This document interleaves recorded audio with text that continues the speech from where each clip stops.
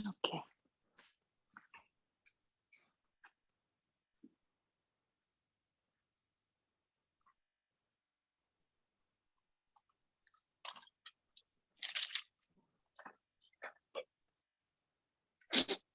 Are we good, Deb? We're good. Good. Okay. Welcome, everybody. So good to be with you for KindSoup for the Soul. Thank you so much for joining us. It is such a pleasure to be able to cook with you and with our special guest today, Zarmina. We're really excited to have her with us. Just for anybody who's new on the call, a brief introduction to who we are and what we're doing. We're KindWorks. We're a nonprofit organization based in the DMV. We make it easy for busy people to take part in community service. And we have a range of activities. Pre-COVID, it included things like cooking meals with recovered food for shelters. We'd make 300-400 meals for our men and women at homeless shelters. We mentored inmates at the jail. And now during COVID, we are making soup. We've been doing this every week for the past over a year. And we connect as we are over Zoom from our respective kitchens. We make a huge pot of soup and we share it with people in need. That can be our neighbors who are feeling low. It can be food banks and shelters. And for these 6 weeks, we're doing Afghan soups with Afghan chefs for our Afghan neighbors. So it is so exciting to have you join us. It's so wonderful to have our friend Zarmina with us. She is from Afghanistan. We're going to get to know her during this hour together. But one of the exciting things about her is that she is an actress and she is on a CBS show called United States of Al. She's a guest cast member on that show. We'd love to hear more about that and more about you. Zarmina, I'll hand it over to you. Yes. Hi. Assalamu alaikum, everybody. Peace be upon you. I'm Zarmina, also known as my screen name, Gulbashra. I'm Al's mom. Don't mind the apron. This is, as I was telling Deb, it's my husband's and my son's. So I'm not Mr. Good Looking, I'm Mrs. Good Looking. But anyways, Yes, I don't know about the good looking, but I'm a Mrs. for sure. Yes, Mashawa is something that my family loves. It's a soup. Basically, mash is the mung beans, and it's in the name. Mung beans are the superstar of this soup, and it's something that honestly, I wasn't introduced to it until I came to the United States. So I didn't live long enough in Afghanistan. I was only 3 years old when we left. And then we were refugees in Pakistan, but I don't remember having it in Pakistan as a refugee. But once we came to the States, later on, it became, I don't know, my sister, I think, made it. And then I loved it. So then I just continued it with my kids. I guess my mom doesn't like it, so she didn't make it much before, but it's a family staple, and I wanted to share it with you guys, and hopefully we get to make our refugees feel warm and comforted with the soup, just like we do when we have it. Wonderful, wonderful. So maybe we'll get started, and as you're cooking, then we'll have a conversation and learn more about you. Okay. So to start, I'm just putting in the oil. What kind of oil are you using? This is just regular canola oil. You could do any oil. For the healthy, I would suggest the avocado oil. I'm not sure about olive oil, but people use it. So any type of oil will work with this. So I just put in the oil, and then we're going to saute the onion.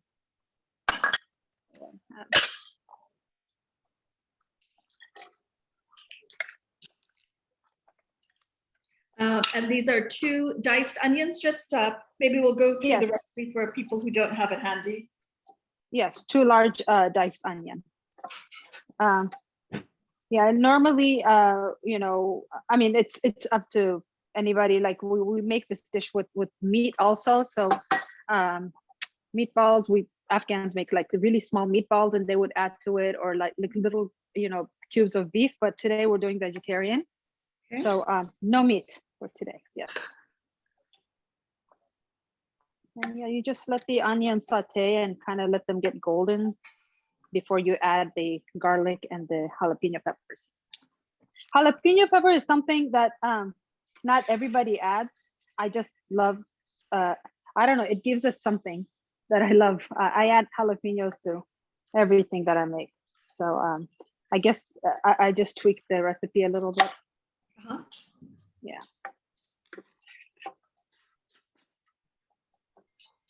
Where did the recipe come from, Zarmina? This is an Afghan recipe. I guess it's been there for years and years.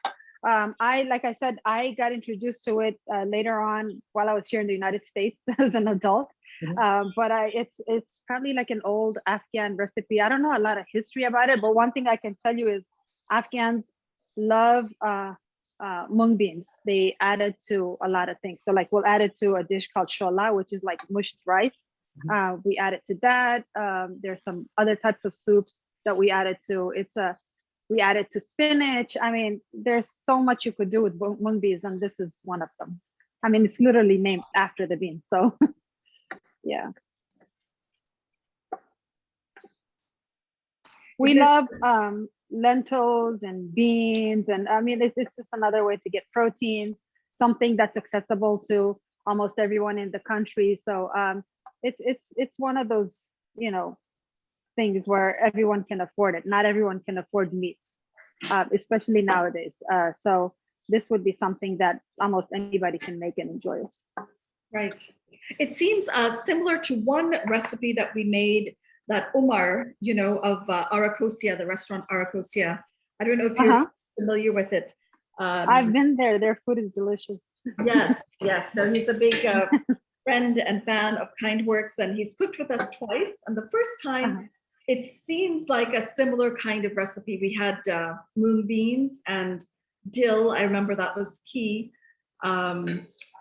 So I guess these are some.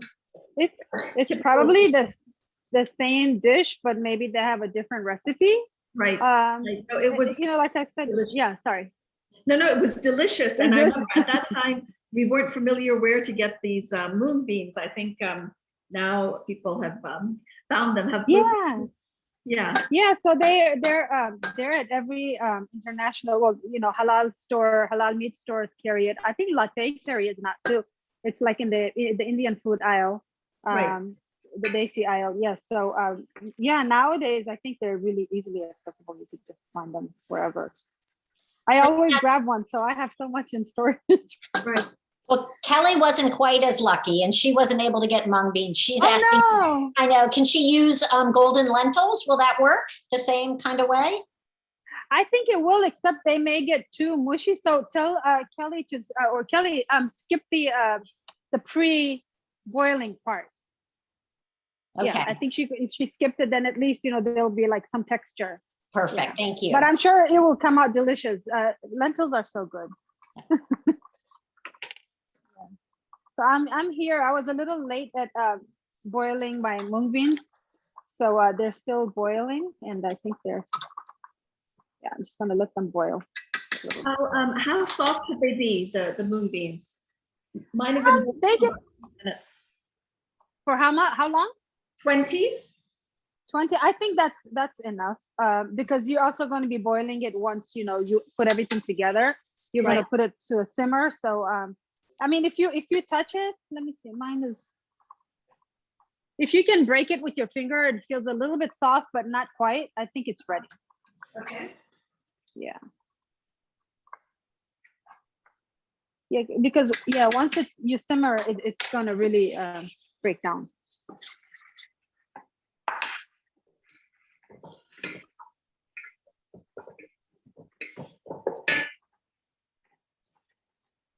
Is this considered a staple in Afghan cooking? Is it sort of a comfort food, or is there a special? It's a comfort food. I mean, a lot of times you'd have this in winter times, cold nights, you know, rainy nights. We have it all the time, so I'll make it on a hot day as well. Oh yeah. But yeah, so it's something. I mean, when I crave it, I just make it.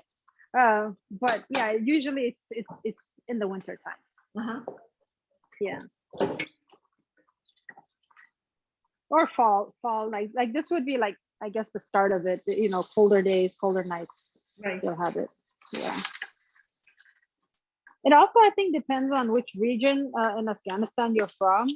I mean, the south tends to be more like, you know, I'm from Kandahar city, and Kandahar is really warm relatively to like say Kabul or the northern region. So this may not be a dish that they eat all the time because of the weather. They like cooler things. So like, especially for lunchtime, they'll just have vegetables. Like they'll just have fried eggplants with lots of vegetables. So mint, cilantro, things like that. And then they would drink like do, which is lassi. It's like a yogurt drink. Yeah. Yes. Yeah, we call it shnombe in Pashto. So that's something they will have. So in the north, I think it's more of the colder, you know, it's colder region, so they'll have more of the soupy. Right. Where are you from? Zarmina? I'm from Kandahar. Uh-huh. Yes. And you said you came to this country at a young age? Yes, I was 9. So we were refugees in Pakistan for 6 years, and we lived in Quetta. And then in 1988, we arrived in DC. Yeah. So you were refugees in Pakistan. What year was that, and what was happening? So because of the Soviet war, we had to leave the country. We escaped. I still remember it was in the middle of the night, pitch dark. We just got in the back of a pickup truck, and the driver started driving. It was really dark. He couldn't even, you know, turn on his headlights because the Soviets, if they saw you from above, they would throw a bomb at you. So it was one of those dreadful nights. I just remember certain things. I remember the pitch dark, and the driver running into like a small ditch, and you know, they had a hard time taking the car out. But like, that's all I remember. But yeah, we ended up in Pakistan. This was 1981 in Quetta, and we were refugees there. And we just, I guess, Dad started a life there. We built a house. We lived there for 6 years. Wow. And the decision to come to the United States was kind of, my sister and I, we were younger, and my dad put us in school. And at some point, he got warning that we were not allowed, that he had to pull us out of school. And we were really young. We were like, I think 7 and 8. My sister's a year older than me.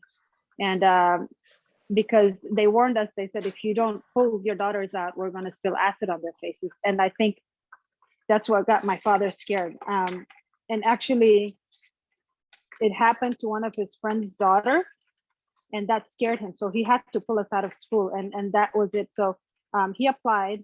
My uncle was here, thankfully. So he got our paperwork done quickly.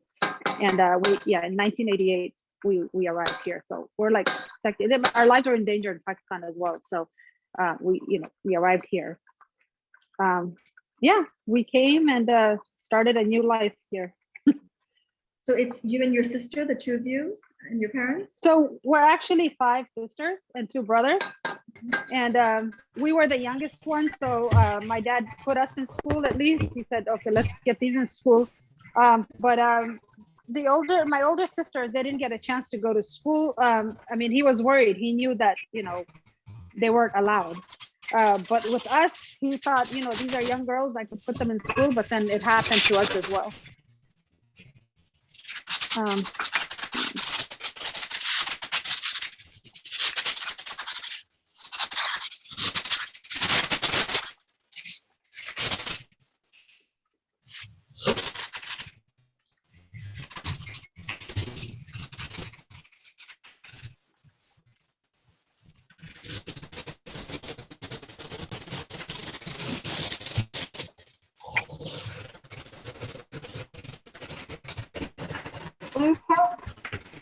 Zarmina, this is Carol. I had a question for you that's a little off subject of cooking, but I'm reading a book called The Underground Girls of Kabul. Have you heard of it?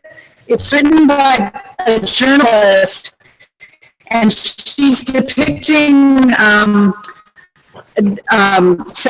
sort of I'm sorry, it was breaking up. Oh, sorry. Can you hear me now? It's breaking up. I can't quite understand it. Carol was talking about a book called The Underground Girls of Kabul. That journalist. I don't know what Carol's question was, but the two of us had been reading it, and was giving us quite an insight about girls in Kabul. I have not read that book, unfortunately. So part of it is that a number of girls would sort of become boys as they were younger, before puberty, for various reasons. One, for protection for the family, like really be a boy. Yes. And also it was good luck to possibly get a boy for your next kid. Yeah, it's sad how things are. Unfortunately, yes, people have to do that. I feel like because of this society where boys are valued more than girls and boys' education is valued more than girls. This wasn't the case back before the Soviet war. Boys and girls, everyone went to school, everyone got an education. In fact, I have people in my family, my aunt, she went to law school there. My sister-in-laws are, one is a doctor, one got her master's degree, the other one has a degree in economics. So these are, Afghanistan was going in the right direction. I think the Soviet war just messed everything up for us. And that's where it all started going downhill, unfortunately. And it's unfortunate that girls cannot be themselves and acquire education. I'm sorry, before I continue, I added garlic. The onion got golden. So I added the garlic, and now the garlic is I guess it's sauteing with the onion. And I'm also going to add the jalapeno peppers right now.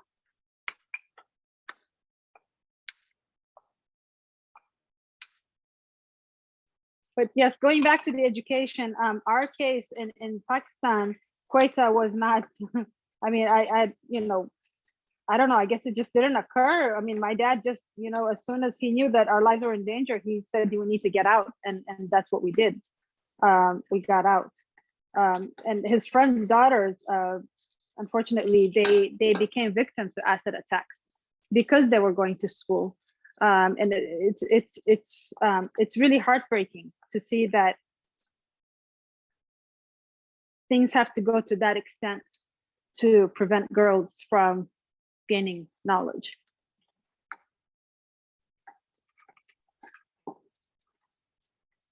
Do you all still have family there? I do. I have my aunts. One of my aunts, she lives in Kandahar. My mom's brothers, they're there with their families. Yeah, and my dad went back in 2007 to, he became mayor of Kandahar city. So he served there until 2011. And he was taken from us by terrorism. The suicide bomber approached him. So I guess it's something he escaped back in the 80s, early 80s. He escaped that war, and he ended up being, giving his life for that, in that very war, for that, for his nation. So that's the reality of a lot of us Afghans. A lot of us have lost our parents to the war. Yeah. Can people there see your show? Is there any way they can either on the internet or on TV watch your show? Unfortunately, no. They actually the premiere of the second season that aired, when was it? October 7th. They actually put it on YouTube so that everyone can access it. So CBS allowed it, Warner Brothers, for 1 week. I think people can still watch it on YouTube. It's because the premiere is about the Afghan story, what happened in Kabul at the airport. It's devastating. I mean, when Salma told me that you were going to join us, I watched a few episodes, and that first and second episode of this season is just hard to watch. Yes, yes, yes. Wow. I mean, it really gets to you because the Yeah. first episode was about the Afghan suffering, and the second episode was about the American, veteran Parker, and my kids thought it was funny, but like you really feel his pain, and this is the outcome of a war. It's both sides suffer. Yeah. Yeah, and I really felt bad. By the way, I'm adding the tomatoes right now to the onions. Are we all on the same, or am I going too fast? Yeah, no, I think we're all on the same page. So On the same Zarmina, page? as you know, I just landed here about 10 minutes ago from London. Yes. I have no fresh tomatoes nor jalapenos, but I found a can of diced tomatoes and green chilies. Can I use it? Yes, go ahead. It should It'll work be- just fine. It'll probably taste a little different, but I think it'll do the trick. How It'll did be the show come about? Did you train as an actress? Is that No, I did not. This is my very first acting experience, and wow? I'm shocked. I'm shocked because I'm still shocked. It's my story is different. So all the other actors on there are trained, wonderful professional actors. So they were looking for Al's mom, and specifically somebody who spoke Pashto. And I speak Pashto, and they were looking for somebody in their 40s and 50s, and the flyer just went around our community. And I figured that, I wanted my sisters actually to audition because they're wonderful. I'm the youngest of 5 sisters, so like they always stole the spotlight from me. And so they were like the talkative. They would like, mimic old Afghan women sitting there, like women from back home at like family gatherings and things. So I thought they would be perfect for the role. So I asked my oldest sister, she's camera shy.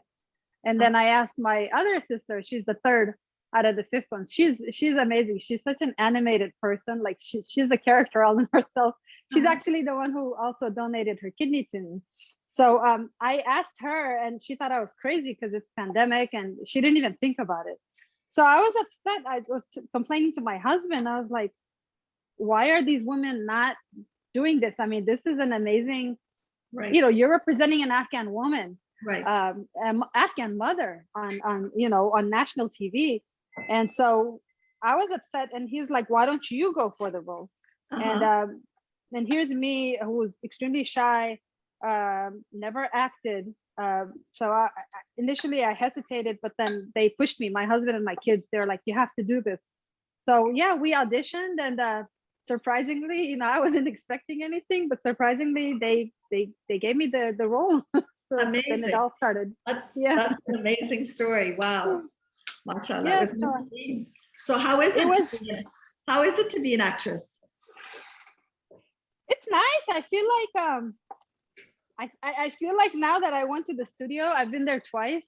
For 2 episodes. I really like it. I feel like I always belong there. It's I'm a really, like, I have a creative side to me, but I usually, like, I paint and I draw. But this was something, performing arts is something completely different that, we, it was never encouraged in our family. And I think that's like our community, our society as a whole. Right. But I just never, I didn't know I had it in me, but thankfully, the production team saw it in me, and they gave it. So now that I went back, they tell me, they're like, the acting bug actually bit you. I'm like, it really did. Wow. So I enjoy it. I become like, when I'm on set, and when you put on the clothes, like, when you're in character, you become that character, and it just comes out. And of course, we have a wonderful director, Mark Sandrowski. He's amazing. He really brings out your acting skills. So I appreciate them. So I feel like, this is something, maybe it's my calling. Yes, that's amazing. I love that story. So, Should you go to LA to do the filming? Yes, yes, I have to go to LA. So the first time we drove there, it was in the middle of pandemic, and we didn't want to risk flying, and it was that peak time in February. Yeah. Yeah. So yeah, the first time we drove, and then the second time, I'm vaccinated, so I flew over. Yeah. But And when's the next time that you'll be going? I don't know. I mean, they're still writing the show, so I don't know when. I'm a guest cast, so we'll see where the story goes. And yeah. That's great. But it's been an amazing experience. Honestly, Yeah. it's I saw a side of Hollywood. It's usually we see shows and movies. What we see on screen, Right. but the amount of work that goes behind the scenes, it's just amazing to see how much goes into it, how many people are involved, just that whole process. It really changed my perspective about Hollywood. Right. Yeah. Your kids must be so proud. Yeah, they're very happy. I mean, they're the ones who pushed me. Yeah, my son Marwan, like, he set up the stage for me. The others would be, practicing the lines with me, and they made me memorize my lines. This is for the audition. Even now, like when I get the script, they help me memorize. So somebody becomes Al, somebody becomes, Riley, and it's become like a family project. So it's something that brought us all together. Even that whole audition process, like, it just brought us all together to do something fun and creative. That's wonderful. So Okay. I'm gonna go ahead and add the salt right now. The salt. As the tomatoes are cooking, I'm Yeah. gonna add the salt and the turmeric. Can you remind me how much turmeric? 1 tablespoon. Okay. And the black pepper. And then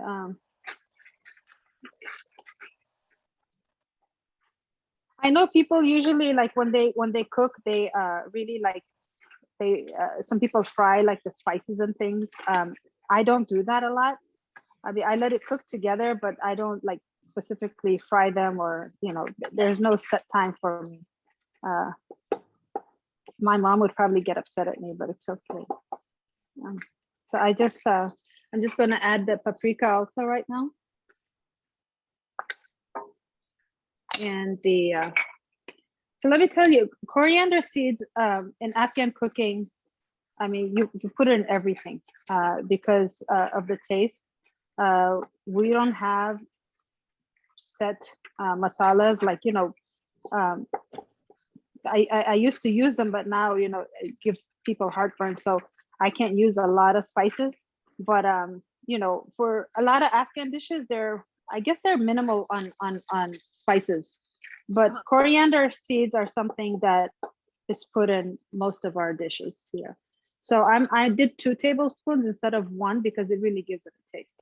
Okay. The coriander powder, sorry. So Coriander powder. it's coriander. Yes. It's not cumin. It's coriander, right? Coriander, yes, coriander. Yeah, we don't do cumin in this dish. Yeah. Okay, so we've got salt, black pepper, turmeric, coriander powder, Yes. and paprika. Paprika, yes. Yep.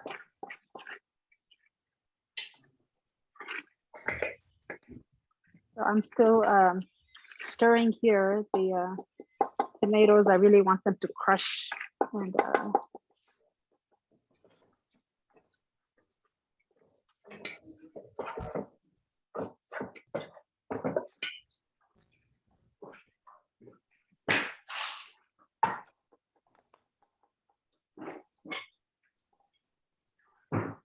And for the beans, is it a 16-ounce can of beans, or is it the bigger one, the 32-ounce? oh, the beans, like the kidney beans. Yes. Okay, I just used I mean, I usually like boil my own, but I don't have it, so I got the cans. I used 2 cans of chickpeas and 2 cans of the dark red beans. Okay. The small Yeah. cans, the smaller Yes. cans. The smaller, yeah, the smaller cans. Yeah. So two, I got two of each. I've reached, excuse me, I've reached the point where my beans are already in, and it looks like there's no liquid in there at all. Oh, you have to add the water. I'm past that. I did that. But should I add, I guess my question is, how much water should I add? If I've got 5 cups in and it's still very thick, It's should I still add a thick. 6? Yes, Yeah. go ahead. You can add like maybe a cup or two more because they do Okay. absorb. But keep in mind that you're also going to be adding the yogurt and the labneh or the, yeah. So that would also kind of, but I would go ahead and add like 2 more cups of water to it. Okay, that's why I asked. Or because as needed. Yeah. It has to have a soupy consistency, but like not too much. Not so dry. Okay, thank you. Yeah. And Mhm. are we going to be able to freeze this with the yogurt and the labneh in it? I think so. I've never frozen it, honestly. But I don't see why not. Okay. Yeah, we eat it right after we cook it, but I think it should be fine. Yeah, I just added the tomato paste as well.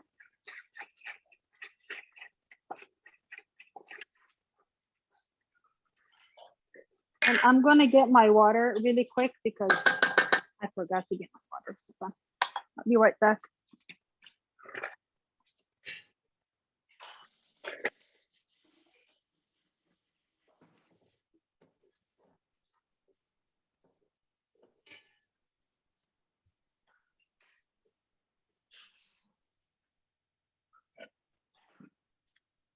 So I'm gonna go ahead and add the water right now.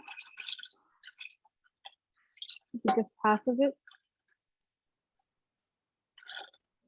or more. This is 5 cups.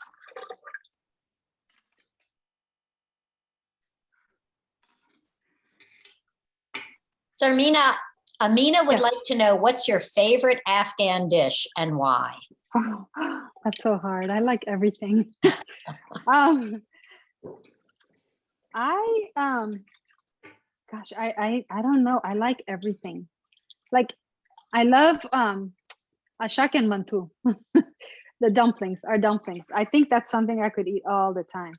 Ashak is the dumpling that's filled with leeks and topped with the keema sauce, beef ground beef sauce. But if you're vegetarian, you can skip that and just put a tomato sauce on it. And mantu is the dumplings with the beef inside of it. And those are honestly my I think those are something I can eat all the time. Yes. And my sister makes the best. So yeah, those would have to be my all-time favorite. But I honestly, I love everything. I'm a foodie, so I'll eat all food. Okay, so you've added the water. I added the water, and now I'm gonna add the beans? mung beans. Yes, I'm adding it right now. Where did you learn how to cook, Zarmina? From your mom or just practicing? I learned from my mom and my sister-in-law. So before I got married, I didn't know how to cook. I didn't know how to cook at all. And then, mashallah, like so I come from a really big family, and then I married into a big family, and you know, we love food. But I didn't know how to cook. So I think initially I made a lot of mistakes. And then I slowly, I learned from my mom. I used to call her and get recipes, and then I'd watch my sister-in-law also. So I kind of tweaked recipes between my mom and my sister-in-law, and kind of just kept practicing and finally learned. Yeah. I'm still not as good as my mom and my sisters and my sister-in-law, but I guess it's decent. I'm not that bad. I'm sure. Is your family all in this area now? Your sisters and brother and parents? Or your mom? Yeah. So my mom currently lives with me. Yeah. So I have a sister and a brother in Toronto, Canada, and then I have a sister in Arizona, and then 2 sisters and a brother and myself. We're all here in Northern Virginia, Loudoun County.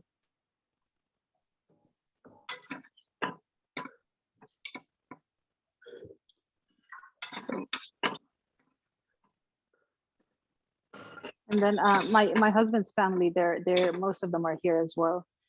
He has family in New Jersey and New Mexico, but majority of us are here. So I just added the mung beans to the mixture, and I'm just going to let it come to a boil a little bit. I think I know I said 4 to 5 cups of water, but it looks like I may need more as well. So I'm going to grab some more water. Me too.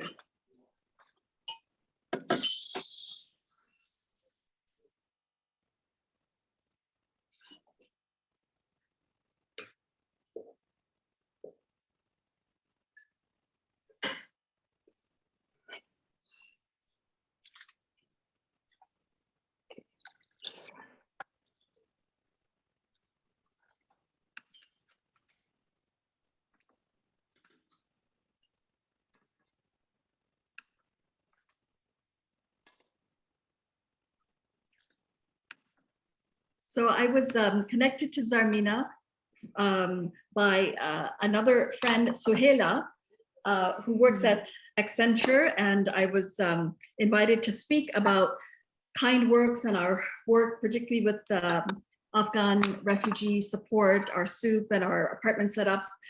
It was a call on Zoom, and there were over 600 Accenture folks listening in from all around the country and Canada. And after that call, Suhaila, who invited me, connected me with Zarmina and shared her story. And so we're so happy to have been able to invite her to do this soup with us. Suhaila is such a sweetheart. I know her from college back at George Mason. Okay. We went to school. Yeah, I think she was a year or two ahead of us, but every time I saw her, she's all smiles and love. Yes. So Yes, I she wonder has that. if she's on this call today. I don't see her on, but she is such a positive and just a light. You just feel really She good. really is. She's one of those people that you could just connect with right away and love forever. So yes, I'm so glad. Always, she always focuses on the good in whoever she's speaking with, right? She's one of those really souls who's she has a truly kind heart. She really does. Amazing person. Love you, Suhaila. So I'm gonna go ahead and add the kidney beans and the chickpeas as well. Yes. And should we drain Sorry? them? We should drain them before I drain them and rinse them because I use the canned ones. Yeah. So I drain them and rinse them, and now I don't know. I guess I don't know why I do that. I just don't like that liquid that they're in. Mm-hmm. So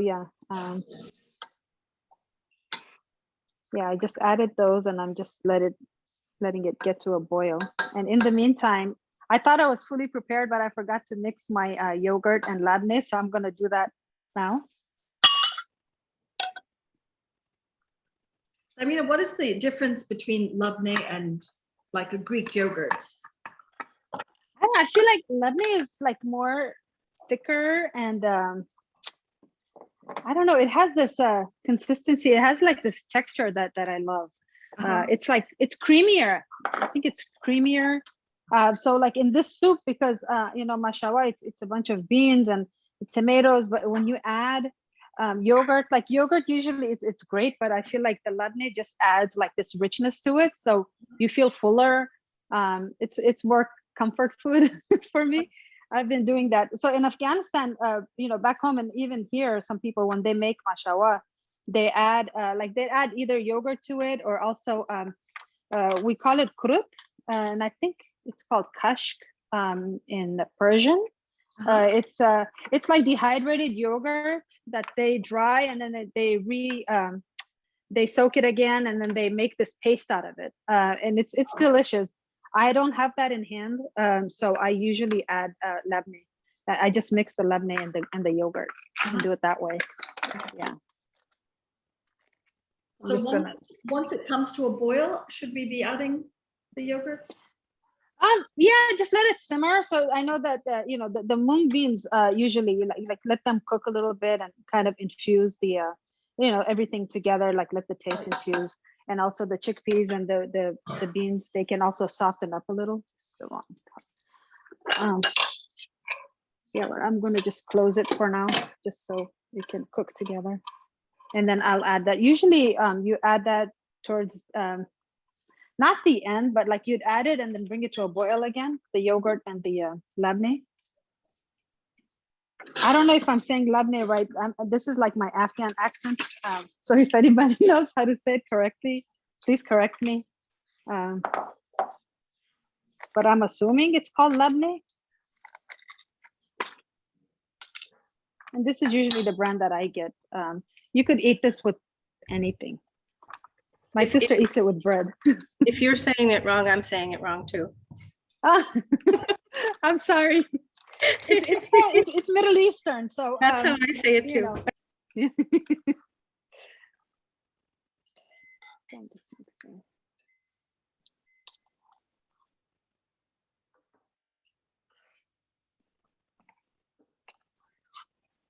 Love how it looks before the labneh and yogurt are going in. Yeah. It's like little jewels of all these different colored and sizes of beans. It's beautiful. Yes, Beautiful.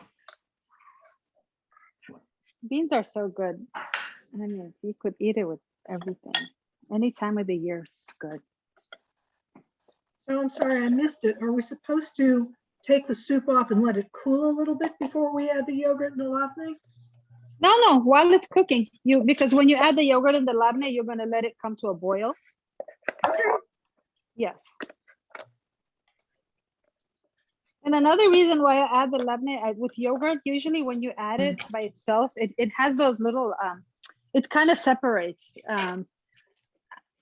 Have you guys, like when you add yogurt to like something boiling, it kind of separates. So the labneh, like I think it's the cream in there that really like, it kind of becomes, how do I say it? Like you see it. Right. It's not like separate, Yeah. Yeah. Excuse me, are you using regular yogurt or Greek yogurt? You could use Greek yogurt, or I'm using regular plain yogurt, and then Okay. I'm adding. But if you're using Greek yogurt, I guess you could just add a little bit of labneh, because Greek yogurt is also creamy, right? Okay, Yeah. thank you.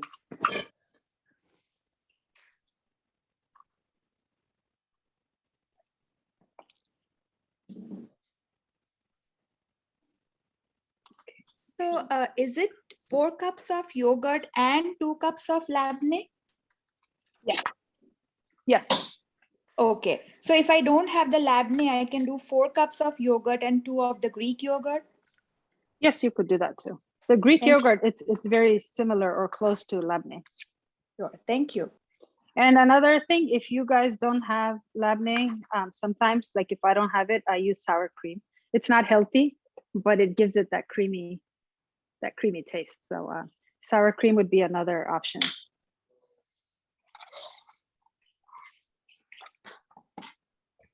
So if you are using Greek yogurt, how much would you cut back on the yogurt if you were using the labneh? Like, would you only use 3 cups of the Greek yogurt, or? I or would. still- Yeah, use less. Use less, Even because it's less so than that. yeah, it's I think 3 and 2, right? You would do you have labneh? I do. Yeah, Okay. and I want to use I would- that. Yeah. So then- Greek, I would do 2 and 2. 2 and 2. Okay, 2 and that 2, sounds yeah. great. Okay, thank you. Mhm.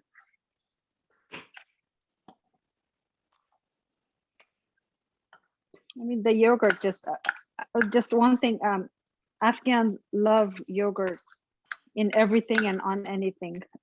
When we make our eggplants, you put yogurt on the bottom and on top. With the dumplings that I talked about, mantua nashak, we eat that with yogurt. We make our ash soup. I don't know, I guess it's a preference. I also add yogurt and labneh to my ash soup. I think somebody made that Was it Yes, last week or yes. the week before? A couple of Yeah. weeks ago, Omar of Arakosia made it and added the Okay. labneh and yogurt. Yes, Oh, he did? Okay. absolutely. We might have similar cooking styles. um, yeah, it's I love it. It's some people don't add it. Some people make ash and then just top it a little bit with yogurt. But my kids, like, they love it when the yogurt is in it, and then they add extra yogurt on top.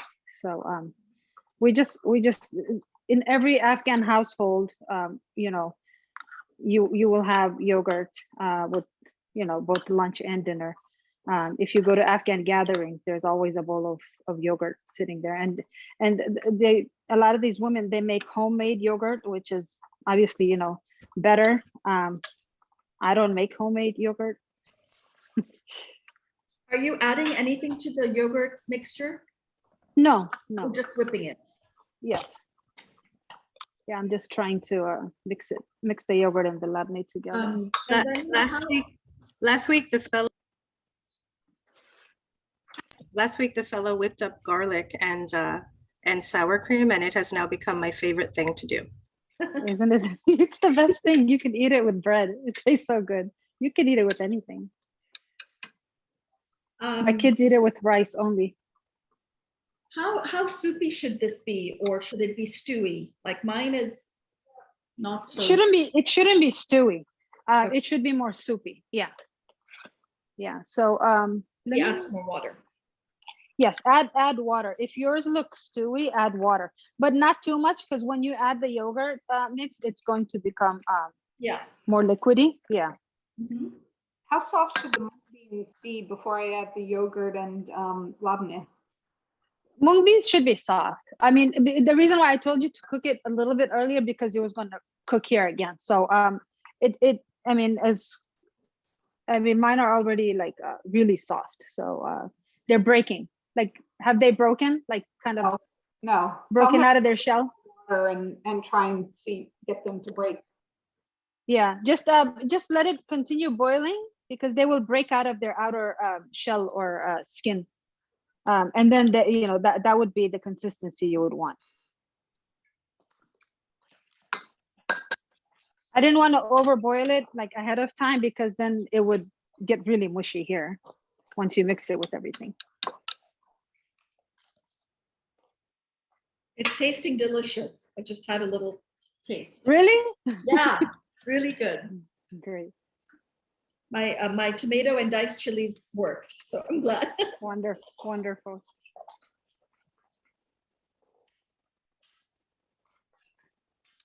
And you probably bought those chilies with diced jalapeno in the Latino aisle. So Yes, exactly. this is truly what America's all about. I love these aisles. I mean, you can go to the store and, like, anything you need, just go grab it from that specific aisle. Diversity is beautiful, you know. Makes Okay, life easier. I tell you a funny story. My daughter goes to veterinary school in Mississippi, and I wanted to make a ziti, a baked ziti, an Italian dish for her. And in Mississippi, they have the Italian products in the aisle with the Spanish products. It's considered like they have the Chinese products, the Italian product, the Latino products. It's very different from here.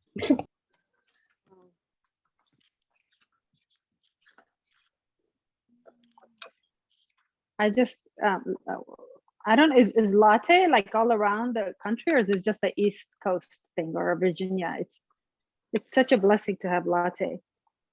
They carry everything.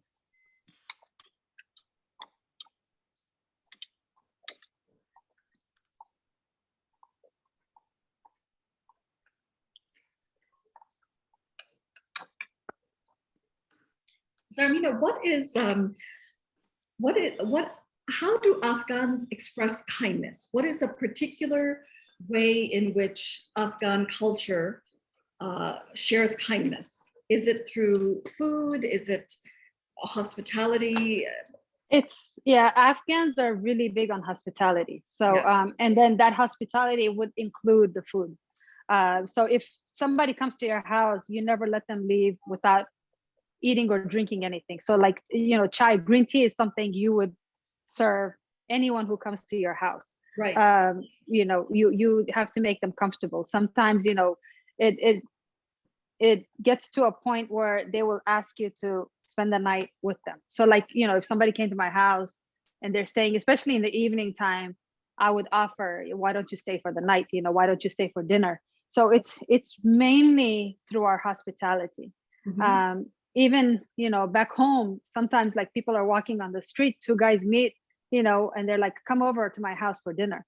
So it's something, food is definitely a big part of our hospitality, as well as providing them comfort, space, inviting them to our homes. It's a big thing in the Afghan culture. Is there anywhere. Sorry, is there a word that comes to mind that sort of encompasses this, a unique word in Dari or Pashto, or that speaks to this kind of hospitality or kindness? So when we say, like here in the United States, if somebody comes to our house, we say welcome, right? Yeah. In Pashto, you say Khudai Murawala, may God bring you to our house. So that is like a really heartwarming way of welcoming somebody into your house. Because in our religion, guests are really important. Like you treat them, they're like God's gift to you. So I think that's beautiful. I don't know how you say it in Dari, but in Pashto we say Khudai Murawala. Can you say it again in Pashto? Okay, yeah. Either Allah Murawala, like Allah God, Murawala. Rawala means coming in, or Khudai Murawala. We say Khudai. We refer to God and Allah. So Khudai Murawala. Yes, that's a Pashto way.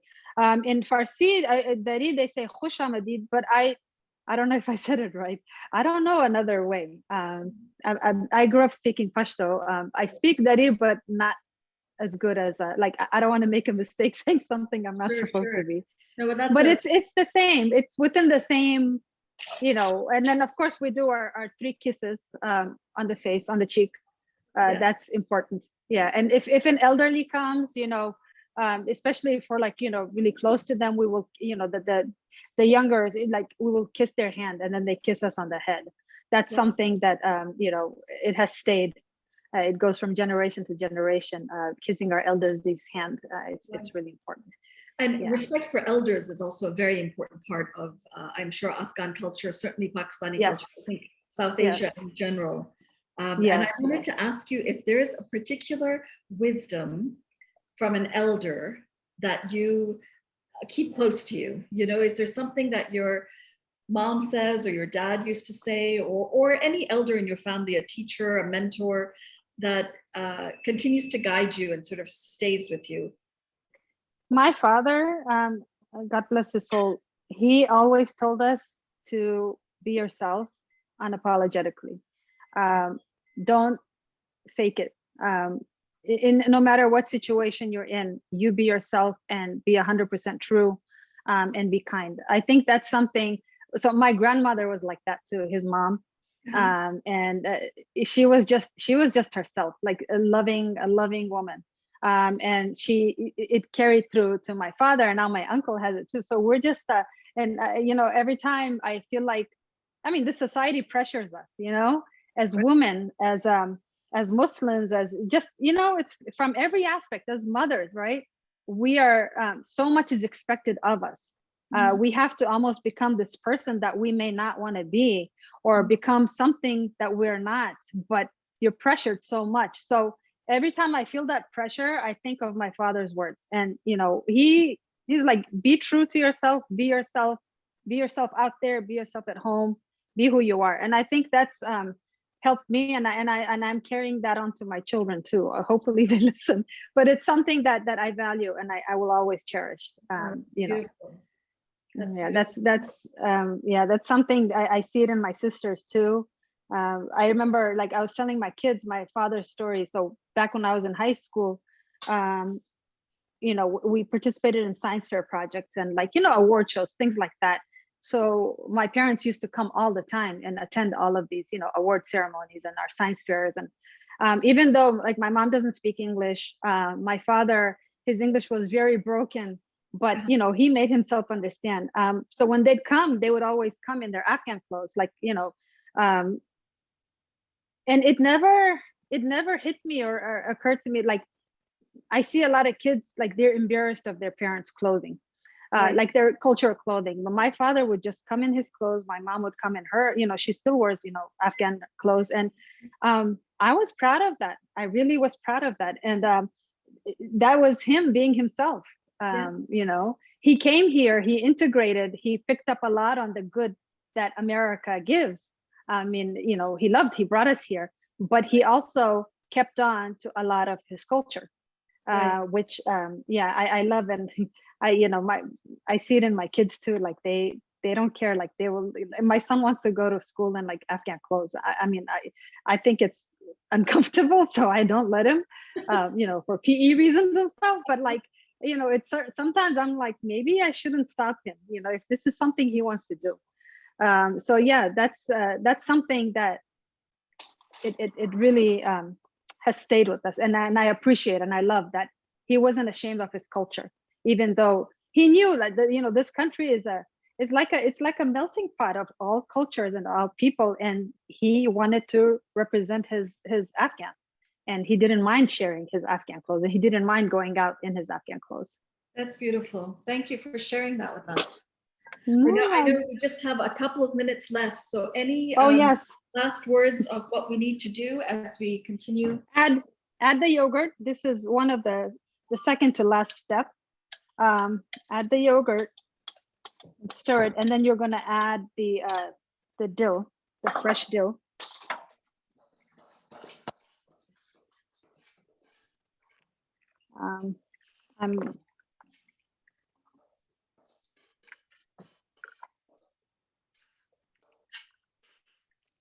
Did you all add the yogurt? Doesn't it look nice? And yes.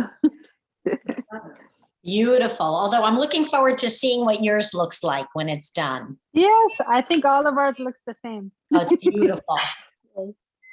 So it's like this creamy, soupy, you see the beans in there, you see the chickpeas, you see a little bit of the tomatoes. And now I'm going to add the dill. I washed my hands, just so you guys know. I feel bad doing this.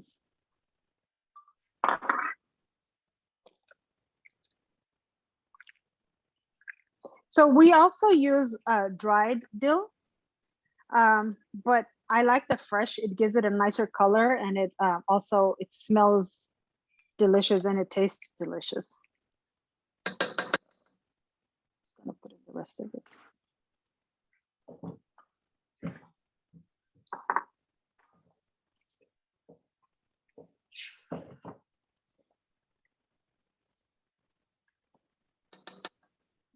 And Zarmina, I know you asked about the containers to package the soups. Yes, yes. To let everybody on the call also know, we've ordered, Deb and I and a few of us from KindWorks, we've ordered from a restaurant supply store. So we have lots and lots of containers, and anyone is welcome to come to my house and get some of those if you'd like. But we've also found that if you go to your local Giant or Safeway to the deli counter and say that you're making soup for people in need, and particularly for Afghan refugees, that they will give you 5 or 6 or 8 containers, if that's what you ask. Okay. Yeah, I think I'm gonna go there after I finish here, because this is done. I'm gonna go and try to get those containers. You said that Safeway and Giant has it, right? I think Deb told me that. Yeah, to the deli counter and just say that you're making soup to donate to. Okay. I'm just going to put some in here to bring it closer to the camera so you guys can see what it looks like. For this. Let me see. Sorry? We're happy to give containers. Sorry, you're breaking up. This is, I don't know. Oh, wow. Do all of yours look like this? Mine is thicker than that, and I'm worried that if I add water, I'm worried that if I add water, it will dilute the the essence of it, the taste. If you Is add, there- try adding, if you boil water, it usually doesn't take away too much, but if you feel like it takes away from the taste, you could add like more. I usually, if that happens, I add more of the coriander powder. It adds back to it. You know, maybe a little bit more, like just, I guess, just play around with the spices. And then also, if you is it too thick or? Well, I think it's great. It's just thick though. Yeah, you know, but it's much thicker than yours. Thicker than mine. Okay. Yeah, I mean, I would add just a little bit, tad bit of boiled water, not cold water. Okay. Boil it and then add it just a little bit. Okay. So that you can get that, you know, that consistency. Yeah. Okay.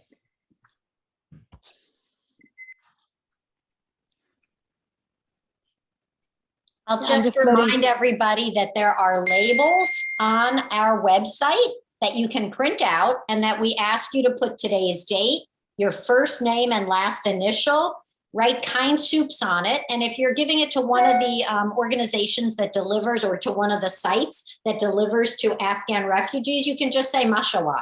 But if you're going to give it to one of the food assistance providers, where the folks who receive them likely don't know what that is, I would call it Afghan Bean Soup, and say that it's vegetarian, because it does have dairy in it. And remember to only fill it up to this line here if you're using this type of container, and to freeze it before you deliver it, please. And that really helps with the delivery so that nothing goes bad, whether it's traveling in your car or from the food assistance providers to the families that are getting it. Sadly, I have to let Zarmina go because it's an hour later, and we can't thank you enough for joining us and leading us not only in getting to get you know better, but in making this delicious soup. We really appreciate it. Thank you for having me. I hope, you know, I pray for you guys. God bless you guys for everything that you guys are doing.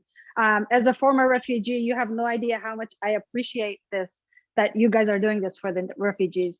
I seriously love everything that you guys are doing, and thank you for the opportunity.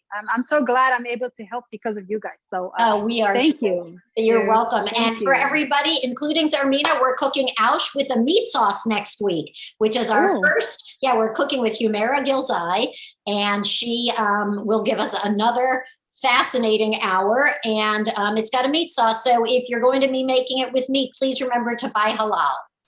Unless you're not, Thank you. not if Wonderful.